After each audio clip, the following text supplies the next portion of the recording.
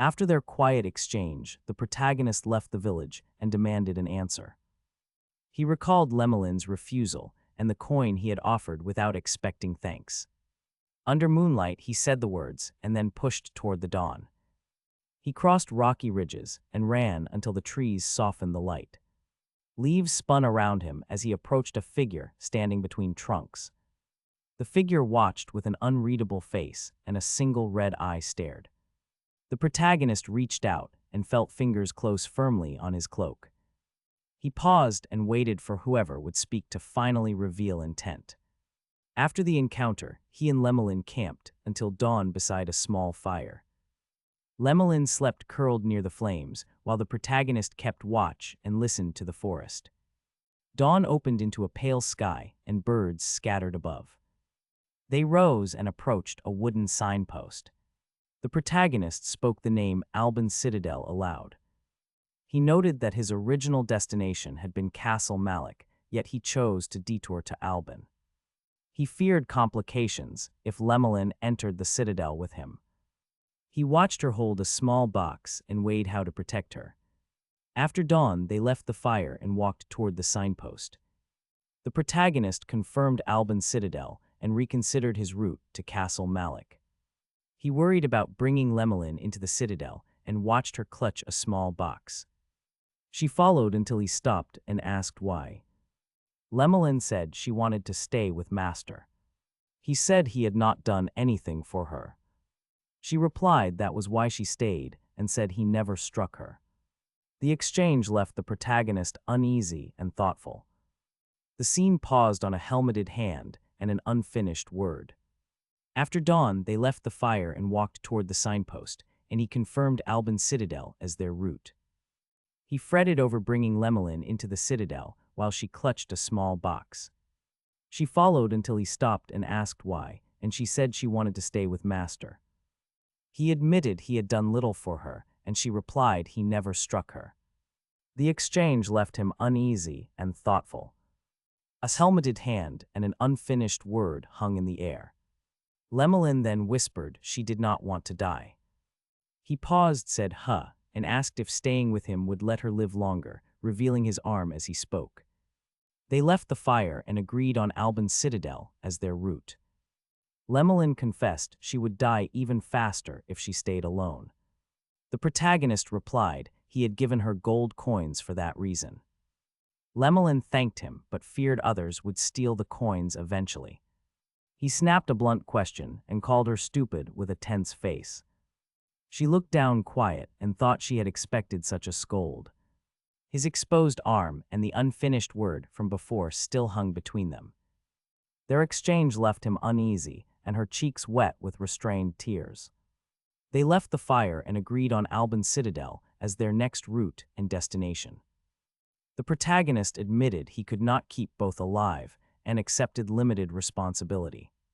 He assumed Lemelin had expected his harsh words and would understand his choice. He chose to keep her near him because staying together offered the best chance of safety. He reminded himself she was not an ordinary human, but a rare piebald sought by many. He feared slave traders would target her and remembered images of pale figures and cages. The sequence closed on a jailed piebald child behind bars and the blunt claim about high demand. They left the fire and headed for Alban's citadel as their next destination. The protagonist insisted he no longer wanted anything from Lemelin, despite her past usefulness as bait. He had decided to keep her close since separation raised risks and many sought her. He feared slave traders and cages that would capture and sell her. On the ridge, he ordered her to keep the helmet and warned he'd leave her. Lemelin listened and lowered her eyes with a small, uncertain expression on her face. The moment ended with a quiet, tense agreement to stay together for now. They left the fire and traveled toward Alban's citadel that evening together. The protagonist refused to part with Lemelin despite saying he did before. Separation had seemed to him too dangerous because many sought her afterwards. On the ridge, he ordered her to keep the helmet and warned he might leave. Lemelin lowered her eyes and then agreed softly with an uncertain smile. She clutched the helmet close and whispered okay before they moved on. They walked toward the citadel under a low sun, flanked by long walls. The narrator remembered an event would occur there, and a warning hung over them. They left the camp and walked toward Albin's citadel under a rising moon. The protagonist kept close to Lemelin and held the helmet against his side. He warned her he might leave and asked her to stay guarded. Lemelin lowered her eyes and agreed with an uncertain smile softly and nodded. They passed through the citadel gate and walked the stone streets beneath lamplight. Guards moved along walls and watchtowers, cast steady shadows across nearby courtyards. The narrator remembered the warning that had followed them and felt tension return. A lantern-lit sign marked a low tavern as the street stayed still. They moved inside a cluttered workshop where lamps threw long shadows across glass vials and tools. A hooded client paced and asked when his commission would be completed. A skeletal hand rested on an open book while an hourglass ran. The chemist spoke without hurry and scolded the client's impatience. She insisted that ashes of the dead were required. She declared herself the only chemist capable of healing that arm and refused further haste until the ingredient was secured. They entered a cluttered workshop where lamps cast long shadows across glass vials and scattered tools. A skeletal hand lay on an open grimoire while an hourglass slowly emptied on the table. The chemist spoke without hurry and scolded the client's impatient demands at the table. She insisted ashes of the dead were required and refused to hurry the work. She claimed she alone could heal his arm if the ingredient arrived. Then she smiled, leaned forward, and teased him about his handsome face. He hardened his expression, spat curses, and answered that she talked too much. He flashed a threatening blade and asked if she wanted her tongue cut out. They entered a dim workshop where lamps cast long shadows across jars and tools. A skeleton leaned by the door beneath an iron wall sconce faintly. The chemist sat at a cluttered table and studied the newcomer with an amused expression. She noted his sharp features and thought him insolent and dangerous without hurry. Light slanted through shutters and dimly warmed glass bottles on nearby shelves. The protagonist announced he sought elixirs of recovery in a steady voice. A pale attendant watched from behind his quiet cloak with close attention. The chemist considered his request and kept her terms measured and refused to hurry. They stood in the dim workshop while lamps threw long shadows across jars and tools. The chemist regarded the newcomer with cool amusement and said she had never seen him before. He answered that he had only arrived that day. She asked where he came from and how he knew she sold elixirs. She then questioned why he needed them. Lemelin watched from beside the counter and asked if he was hurt. The protagonist met the chemist's gaze and asked bluntly what she thought of him. The room held a careful silence as light warmed glass bottles on the shelves. The protagonist met the chemist's gaze and then asked if that detail mattered at all. The chemist shrugged, said it was not important, and returned to her workbench. Lemelin watched from the counter, worried and steady, while jars and drawers surrounded them. The shop's long room showed rows of bottles, labeled boxes, and scattered tools. The chemist reached for a wooden box and examined a small skull with careful fingers. The protagonist stayed silent, his cloak closed, watching her hands and the work. The room held only measured noise and guarded looks after that brief exchange. The protagonist reached into the wooden case and asked for 10 red elixirs. The chemist held a bottle and warned her elixirs were expensive. He replied payment did not matter and that he could afford them. She proposed a fair price and demanded at least 10 gold coins. He refused the coin trade and instead increased his order without explanation. He finished the exchange by asking for 15 bottles outright. Lemelin watched from the counter, steady and worried, while the shop's long room hummed with small measured sounds around them. The protagonist pushed the demand further and repeated his request for 15 bottles. The chemist stared and mouthed what? He explained that her elixirs worked better than anything else. He accepted the apparent loss to show respect for her craft. Lemelin remained at the counter, worried. The protagonist forced a casual smile and said acknowledgement was necessary. He set coins on the table as payment while noting the exchange would cost him. He believed the small concession would make the chemist share important information he needed. The protagonist completed the purchase and set coins on the counter to show respect. He had accepted an apparent loss to secure the chemist's attention and hoped she would reveal useful information. He relied on their growing affinity and on provoking her professional curiosity. He thought that when their bond exceeded a certain level, she might disclose secrets, and that presenting a notable specimen would draw her interest. He instructed Lemelin to hand over the item retrieved from Hamel. Lemelin obeyed and placed it on the counter. The chemist picked up the object, examined it closely, and began to speak, voice trailing into an unfinished phrase. The protagonist had paid, and Lemelin set the retrieved specimen on the chemist's counter. She picked it up and peered into the powder, murmuring that it might be ashes of the dead. She touched her chin, and he recognized that gesture as a sign the affinity had risen. He felt the affinity was increasing much faster than he had anticipated. She smiled and leaned forward, asking plainly if he wanted that too. She added that she could make 3 items from the ashes and offer one to him now. Lemelin had left the ashes on the chemist's counter for inspection. The chemist examined the powder and warned that making more carried a cost. She said she could craft 3 items and offered one to the protagonist now. He answered he did not care and drank a red bottle without pause. Green light braided through the air as the affinity began to accelerate around him. His eye widened and flashed gold while the new energy folded into him. He accepted the unclear price and displayed no hesitation or sign of fear. After Lemelin left the ashes, the chemist examined the powder and warned of a cost. She said she could craft 3 items and gave one to the protagonist. He drank the red bottle at once. Green light threaded the air as affinity accelerated and folded into him. His eye widened and flashed gold. He accepted the unclear price without hesitation. He grimaced at the taste, but admitted the potion's effectiveness. A voice then asked if he kept the white-haired girl as a slave. He asked in return whether the speaker wanted her. The girl sulked silently.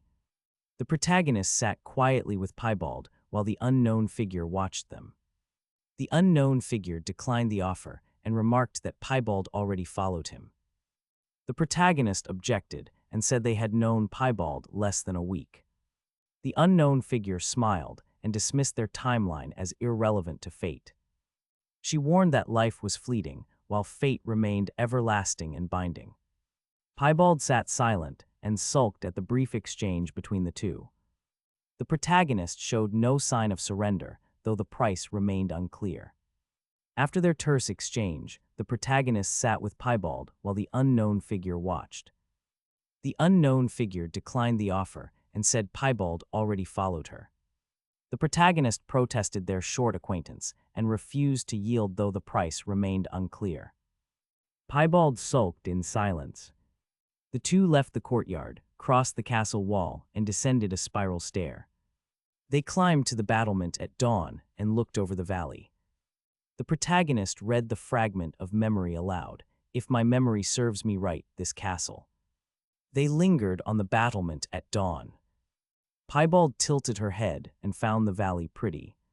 The protagonist then warned an army of monsters would arrive next week. Piebald froze and asked what he meant. He offered no further detail. A caption noted this place Jervier had been charged to protect. The sequence closed on Jervier's stern portrait, framed against a burning sky. They lingered on the battlement at dawn and watched the valley below. The protagonist stated there were no heroes left to defend the citadel. He had come to see how Albin would face the oncoming army of monsters. Piebald stayed nearby and watched him with a questioning tilt from the battlement edge. He lowered his gaze toward the distant walls and imagined their response. The sky turned pale behind them as they waited for what would come. Silence settled heavy on the stones beneath their feet. They had lingered on the battlement at dawn and watched the valley below. The protagonist had said there were no heroes left to defend the citadel.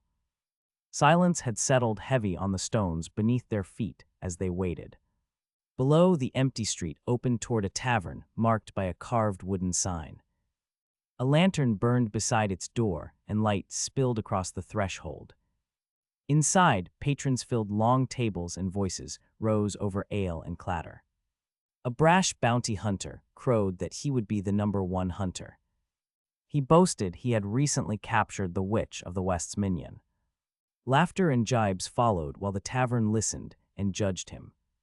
Morning light had bled through the tavern window as voices rose over ale and wood. A boastful bounty hunter crowed he had captured the Witch of the West and baited tablemates. Patrons jeered, and a man called Cornbell argued the story was a lie. The protagonist sat hooded near the hearth and watched without interrupting. A server slammed a tankard onto the table to end the row. The shopkeeper swore at the noisy patrons and ordered them to quiet down. Murmurs replaced shouting as the tavern settled into strained silence. Morning light lit the tavern while murmurs settled from a recent noisy argument. A burly patron lurched forward, grabbed the hooded protagonist, and spat a cruel slur about one arm. He shoved his weight into the protagonist and mocked him openly to the table. The protagonist answered, then struck the man's face with a hard backhand. Ale splashed as the tankard flew and patrons turned to see the sudden violence. Silence did not return. Shock and tension filled the room while no one stepped forward. Morning light had lit the tavern as murmurs settled from the argument. A burly patron had lurched forward and grabbed the hooded protagonist. He spat a slur about one arm and shoved him into the table. The protagonist answered, then struck the man's face with a hard backhand. A tankard flew and ale splashed across nearby patrons who stared. Silence did not return and tension filled the room while no one stepped forward. The protagonist pulled at his cloak and revealed a sheathed blade. He fixed his red eyes on the crowd and said, "If you want to fight, bring it." After the earlier confrontation, the pair sat together in a quiet tavern corner. The protagonist kept his hood low and watched the room with tired red eyes. The younger companion addressed him nervously and asked if they could simply stay there. The protagonist noted the days that had already passed and touched his cloak while speaking softly. The master refused further questions and held his ground without explaining. He ate from a skewer and warned there was a reason they must wait. A small silence followed as both measured the other's resolve. After the earlier confrontation, they remained in a quiet tavern corner. The protagonist kept his hood low and watched the room with tired red eyes.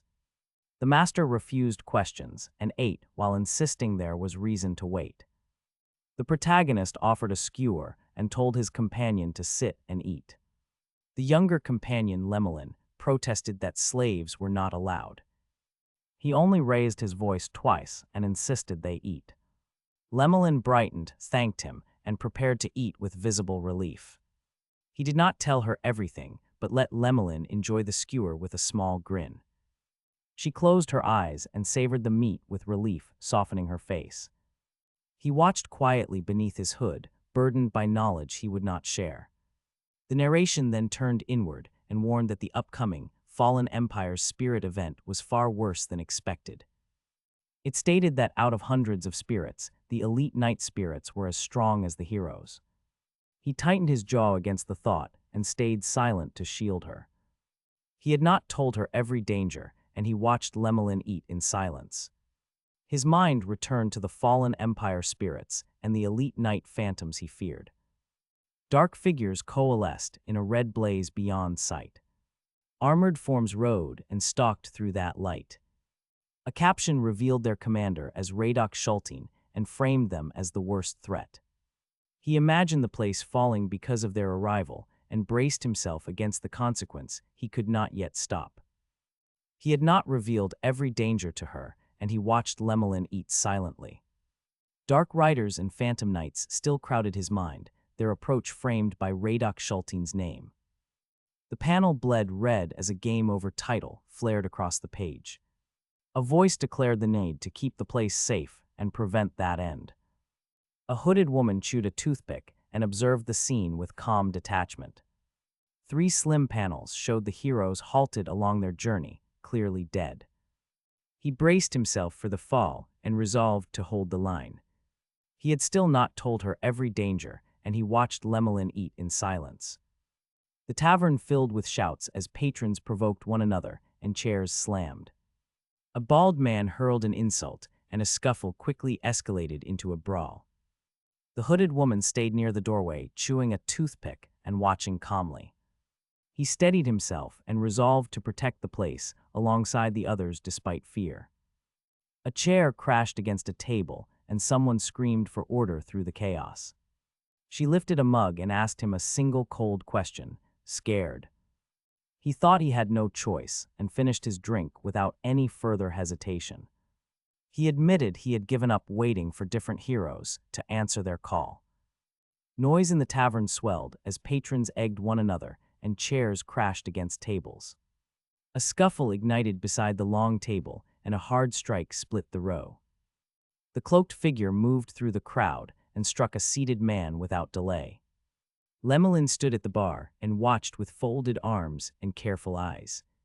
He set his mug down, braced, and prepared to protect the tavern and its people. The protagonist offered that he could look for items instead. Lemelin replied they had come to the citadel for that reason. A drunk patron smashed a mug, and an aggressor shouted to kill him. The crowd tensed and closed in as chairs scraped. Lemelin moved forward and asked the master if he was all right. The protagonist set his mug down, remained still, then golden light flared from his eyes and he admitted he had been getting bored. An aggressor demanded the helmet, and the room tightened. Lemelin probably thought the protagonist had been slacking at the pub. The protagonist instead had spent those hours training in secret for the upcoming event. He had practiced Cadiz's sword skill until his forearms ached. He kept his face still as chairs scraped and the crowd closed in.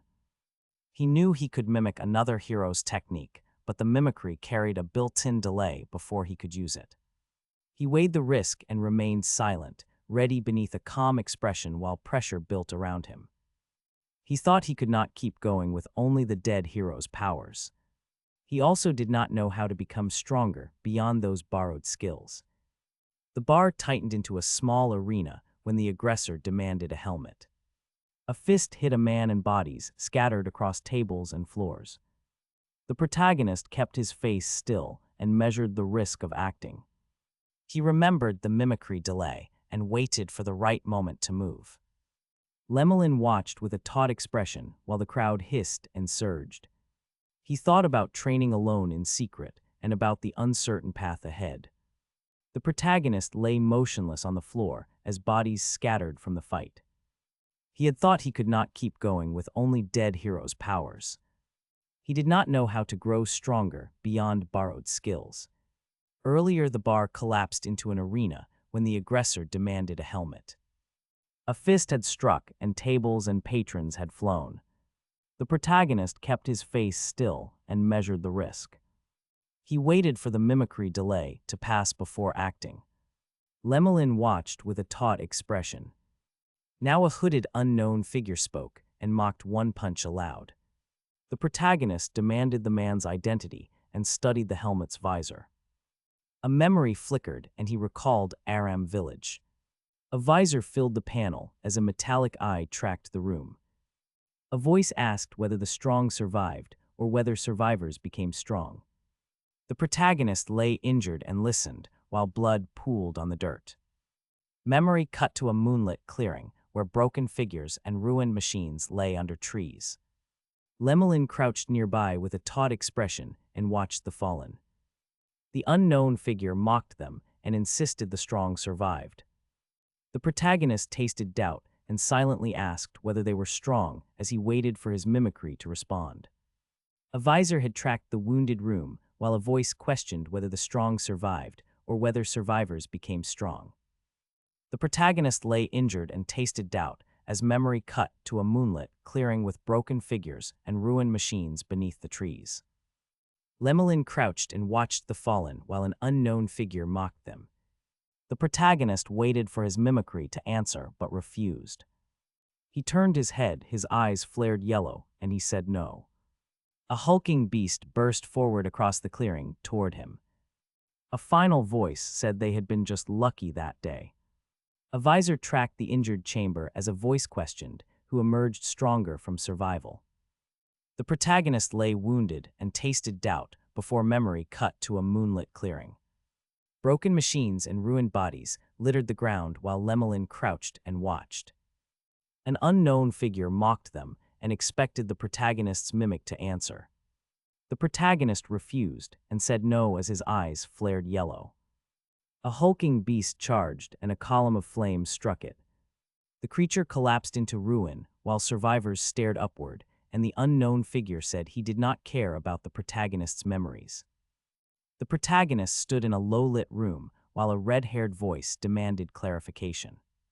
The unknown figure answered coldly and declared, "This body remembers him." Lemolin listened, then agreed and spoke the order to leave. The protagonist flinched and showed clear disbelief. The unknown figure stayed masked and gave no explanation for his claim.